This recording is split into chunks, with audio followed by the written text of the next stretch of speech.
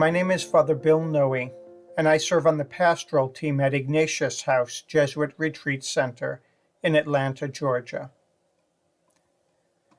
Early in my Jesuit life, I received some feedback that has been vitally important to me.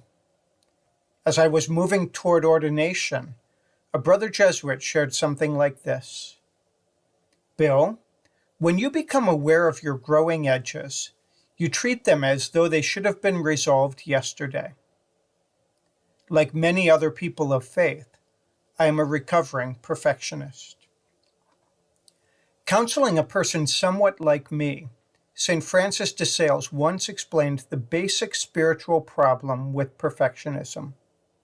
He wrote, "I am sure you will note that those interior troubles you have suffered have been caused by a great multitude of considerations and desires, produced by an intense eagerness to attain some imaginary perfection.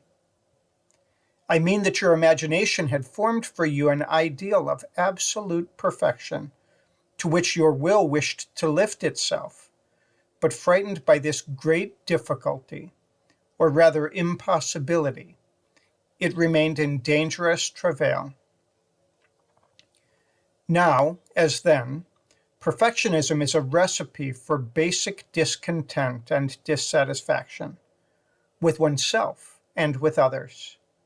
Because the perfection we imagine and strive for is not real, we are set up for despair. Given his history of scrupulosity, it seems clear that Ignatius of Loyola, too, was a recovering perfectionist. But recover he did. In his rules for discernment, Ignatius is wonderfully unconcerned with perfection. What he does care about is growth. Am I moving toward God or away from God? Am I letting God draw close to me or holding God at a distance?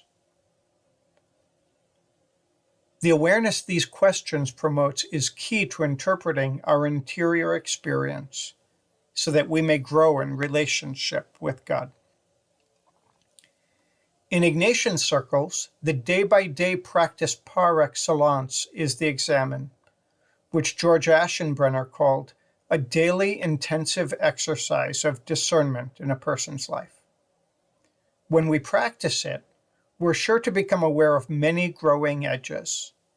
It's good to remember that God is not a perfectionist. God does not expect us to have resolved them all by yesterday.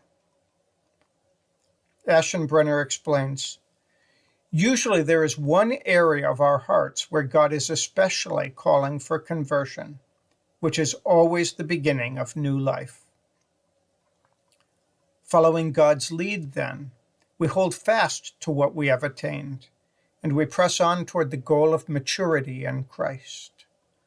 This is the only real perfection for humanity, and as St. Francis de Sales so wisely taught, is only attained by acceptance of our imperfections, even as we struggle, with God's help, against them.